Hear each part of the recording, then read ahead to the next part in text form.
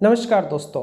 Tata consultancy limited एक Indian multinational IT service and consultancy company है। ये कंपनी 1968 में टाटा सन के द्वारा इस्टेब्लिश किया गया था। इनिशियली ये कंपनी अपनी सिस्टर कंपनी टिस्को, जो कि अभी टाटा स्टील्स के नाम से जाना जाता है, उस कंपनी के लिए पंच कार्ड सर्विस प्रोवाइड कर रहा था and working on inter branch reconciliation system for Central Bank of India and providing bureau service to Unit Trust of India. तो ये कंपनी 46 कंट्रीज में और लगभग 150 से भी ज़्यादा लोकेशन में अभी ऑपरेट कर रही है। तो ये जो कंपनी है, ये कंपनी आपका बोथ बीएससी एंड एनएससी में लिस्टेड है और ये कंपनी निफ्टी 50 के कंस्टिट्यूएंट में और बीएससी सेंसेक्स में भी आता है। तो ये जो कंपनी आप मोस्टली ये आपका information technology consulting and outsourcing में काम कर रहा है। इसका जो हेडक्वार्टर वो मुंबई महाराष्ट्र इंडिया में पाया जाता है और पूरा वर्ल्ड वाइड इसका सर्विस है। इसके जो चलिए इसके की पीपल के बारे में जान लेते हैं।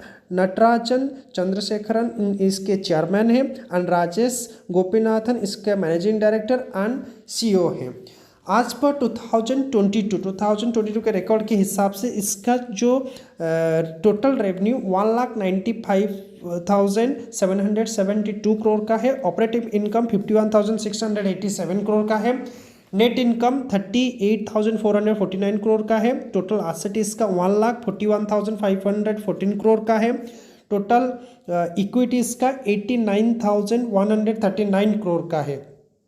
इसका पेरेंट ग्रुप टाटा ग्रुप है एंड इसका जो सब्सिडरीज वो टीसीएस चाइना एंड टीआरडीडीसी है। तो चलिए इसका हम डिटेल फंडामेंटल एनालिसिस कर लेते हैं। तो इस कंपनी का जो मार्केट कैपिटल है वो 11,35,513 करोड़ की है और मैं जिस वक्त ये रिकॉर्डिंग कर रहा हूँ, वीडियो रिकॉर्डिंग कर रहा हूँ, इसका करंट प्राइस 3,103 में चल रहा है और इसका स्टॉक पी 28.7 है। बुक वैल्यू 266 है। डिविडेंड यील्ड ये 1.39% का कर रहा है। ROCE इसका 54.9% है। एंड रिटर्न ऑन इक्विटी इसका 43.6% है। इसका फेस वैल्यू 1 रुपीज है। तो चलिए इसका प्रोज एंड कॉन्स के बारे में थोड़ा जान लेते हैं। The company is almost debt free, जो कि बहुत ही अच्छा इंडिकेशन देता है इस कंपनी में इन्वेस्टमेंट करने के लिए। Company has a good return on equity track record of 3 years, that is 40% का ROE प्रोवाइड किया है, जो कि बहुत ही अच्छा रिटर्न होता है। And company has a maintaining a healthy dividend pay out of 56.4%। इसका कुछ कॉन्स भी है, जो कि stock is trading at 11.6 time its book value and the company has delivered a poor sale growth over 10.2% over past 5 years। शायद ये जो percentage decrease हुआ है कोविड की वजह से शायद शो कर रहा है। तो चलिए इस एक नज़र इसका पेयर कंपैरिजन कौन से कंपनी के साथ है ना। इसका पेयर कंपैरिजन आपका Infosys, HCL Technology, Wipro, Tech Mahindra, L&T Infotech and Mindtree के साथ है। चलिए अभी इसका बैलेंस शीट देख लेते हैं। एक बार क्वार्टरली रिजल्ट उसका देख लेते हैं, कितना प्रॉफिट ये हमारा 2022 मार्च 2022 में इसका जो नेट प्रॉफिट लगभग 9,959 करोड़ की था। जून 2022 में ये अपना नेट प्रॉफिट 9,519 करोड़ का और सितंबर 2022 में इसका नेट प्रॉफिट 10,465 करोड़ का है। मतलब आप सोच सकते हैं कितना बढ़िया रिटर्न, ये कितना बहुत ही अच्छा प्रॉफिट ये कंपनी बना रहा है। चलिए प्रॉफिट लॉस स्टेटमेंट इसका देख लेते हैं ईयरली बेसिस में।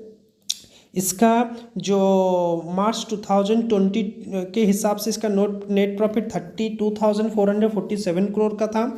मार्च 2021 में इसका नेट प्रॉफिट 32,562 करोड़ का और मार्च 2022 में इसका नेट प्रॉफिट 38,449 करोड़ का दिखा रहा है। मतलब आप देख सकते हैं क्लियरली कि हर साल इसका जो नेट प्रॉफिट इंक्रीज होता जा रहा है। चलिए इसका CAGR देख लेते हैं। इसका स्टॉक प्राइस CAGR 10 years का 17% है।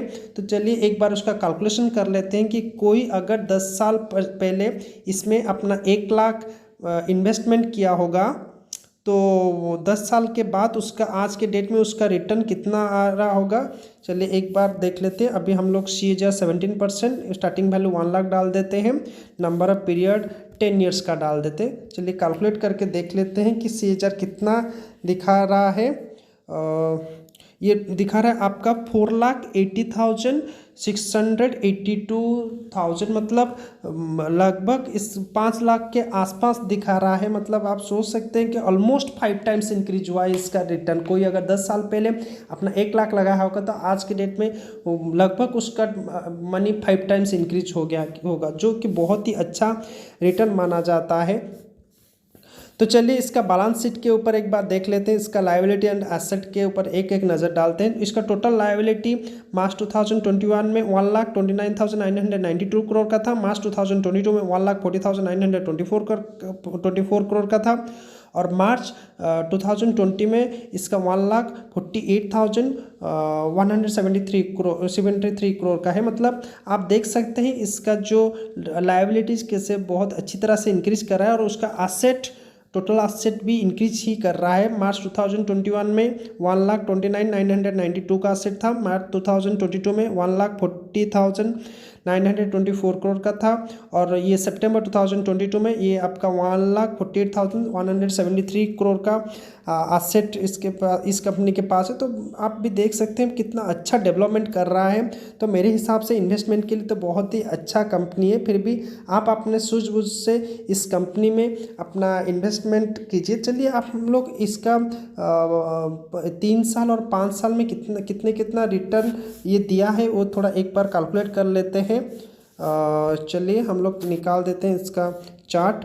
तो आप देख सकते हैं यहाँ टाटा कंसल्टेंसी सर्विस लिमिटेड का चार्ट आ गया है। हम देख लेते हैं पिछले 1 ईयर में ये कितना रिटर्न दिया है। नहीं, 1 ईयर में ये अपना लॉस ही बता रहा है -14%। और 5 साल में देखा जाए तो बहुत ही अच्छा रिटर्न है। 139% का ये 5 साल में अपना इन्वेस्टर को रिटर्न बना के दिया है। आप देख सकते हैं यहाँ पे नवंबर 2017 में इसका शेयर प्राइस 1,310 रुपीज़ था। और भी पीछे कर लेते हैं थोड़ा। 2017 अक्टूबर में इसका शेयर प्राइस 1,291, मतलब 1,300 के आसपास था। और आज के डेट में इसका शेयर प्राइस 3,100 दिखा रहा है। मतलब आप सोच सकते हैं कितना बढ़िया रिटर्न बना के ये अपना इन्वेस्टर को दिया है। चलिए इसको मैक्सिमम कर लेते हैं। मैक्सिमम तो 2,476 टाइम्स ही अपना इन्वेस्टर को बना के दिया है। मतलब कोई अगर 2004 अगस्त में इसका शेयर प्राइस 120 रुपीज़ का था और आज के डेट में ये 3,100, मतलब आप देख सकते हैं 2,476% का ये रिटर्न, कितना बढ़िया रिटर्न बना के अपना इन्वेस्टर को दिया है।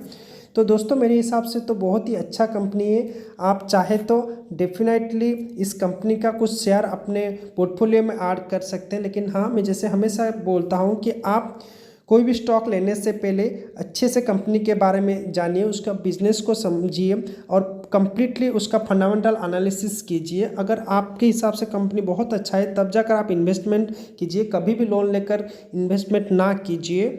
और आपको हमारा ये वीडियो अच्छा लगा तो उसको लाइक, शेयर एंड सब्सक्राइब भी कर दीजिए। मिलते हैं अगले वीडियो में। धन्यवाद।